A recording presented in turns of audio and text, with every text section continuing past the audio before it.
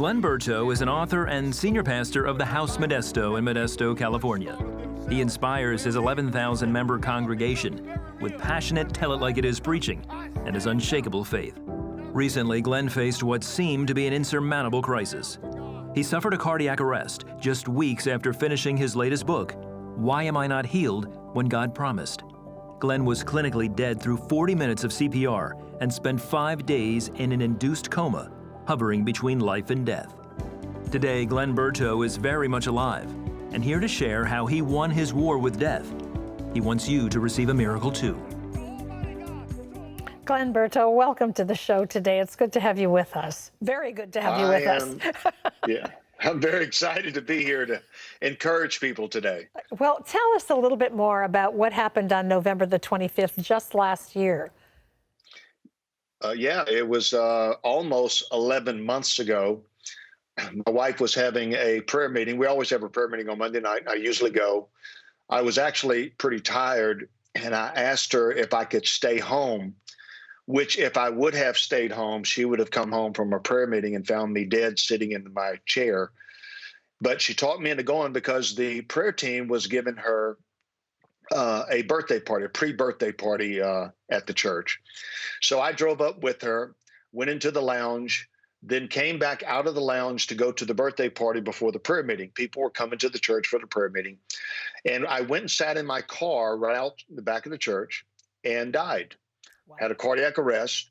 Immediately, they said, "Did you feel anything?" Didn't feel anything. Didn't know anything. I don't even remember that day. That's been kind of wiped away from my mind. But my wife was about a minute behind me walking. She got in the car, and my head was back in the seat of the car like this. And she thought I was teasing. She thought I was joking. She said, "Glenn, wake up," and I didn't move. I wasn't breathing or anything. She shook me. And then she came around to the other side of the car and shook me and says, "Glenn, I'm going to call 911 if you don't quit playing around." I was dead. I was gone. There was a cardiac arrest nurse that actually for 20 years has trained paramedics, is a nurse practitioner that normally parked in the wrong spot, which really was the right spot because it was 2 spots down from where I was parked. Got out of the car and heard my wife saying, "Glenn, wake up, Glenn, wake up." She said, the Lord spoke to her, says, "Go over, you can help Pastor." She came over to me. She said, "I put my fingers on your neck, feel your pulse. You had no pulse. You were dead. Your spirit was gone. Everything was gone. You were not there. I pulled you out of the car." She says, "I laid your body on the concrete. Your feet were still in your car seat. I started CPR. I broke all your bones." She goes, "I'm sorry I broke all your chest bones, but I was doing what I could." She said, about 5 minutes, the Lord said, "Take your hands off of him." She said, "So I lifted my hands off of you." And he said, "You opened your eyes, you threw your hands up, and you said, 'Oh God,' and then you went back and you died again." And she goes, "But what that did encourage me, and I felt like the Lord told me that your spirit went back in your body. Keep working. Don't give up." So she went about 10 minutes. I was not coming back. I was basically dead trying to live, not living trying to die. I was already dead. The paramedics came and they asked her to stay because she was an expert in this area.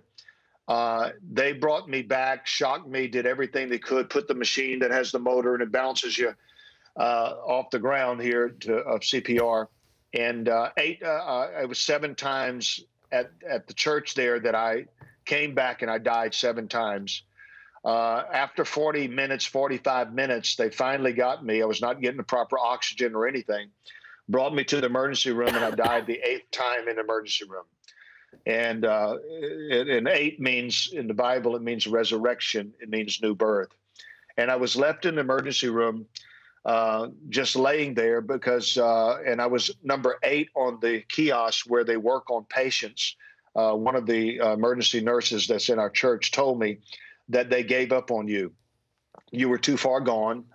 You not only have a cardiac arrest and your body is dead, but you have been without oxygen over 45 minutes properly, and you're brain dead. And so they didn't have any desire. It was very negative that one of the Christian nurses that eventually talked to me with everyone, they didn't want to work on you. They didn't want to hook you up to anything because it was just a waste of time. So I don't know during that time of how I was alive. I only know God was the one that kept me alive during that time. Would let my wife come back about 2 hours after I was in the emergency room. And then they started hooking me up to everything there was. They basically put me in a coma, paralyzed my body, put in ice, hooked up to every machine there was, and told my family 0% he was going to live, and he's brain dead, and he won't come back. Glen, all of this happened to you when you were just finishing up a book on why people aren't healed sometimes when they pray. Yeah. What do you say to people who long to see a miracle in their own lives? I mean, you've now completed the book, added a little after your experience, but tell me how God has changed you through this. You know, I think, and as I heard on the program already, I think faith is the one thing that we keep talking about, of having faith. And that is, and if you have a lack of faith, it doesn't happen. If you do have faith, it does happen. I would say that's part of it. In my book, I put 17 hindrances to healing. There's 17 hindrances that I found that you would never think of that deal with healing. I would say that we need to learn the rest of the scripture to see if those things comply to my situation. Another reason I think I came back is to tell people that your family is so important. My family is all in the ministry. I was not even saved for years, and didn't get saved till I was in college. My family was not saved. My immediate family was not. No one was saved ever in my family, in the history of my family. I'm the first one.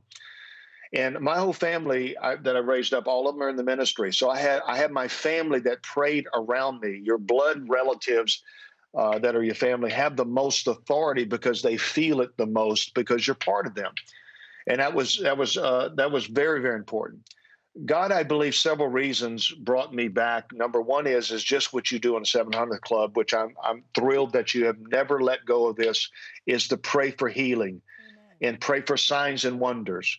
What happened during the time that I was going, because we're out of time, and I don't want people to miss out on hearing about the title of your book, because it's all about healing, it's all about prayer, it's all about the kind of faith you're talking about, and it's called "Why Am I Not Healed When God Promised?" It's available wherever books are sold. Thanks so much. I wish we had more time. It was very encouraging to hear your story. God is faithful. Blessings to all of you. Continue to pray. Hello, I'm Gordon Robertson. Thanks for watching the video. Be sure to like, subscribe, and hit the notification bell for more encouraging videos like this one. Welcome to the 700 Club Interactive family, and God bless you.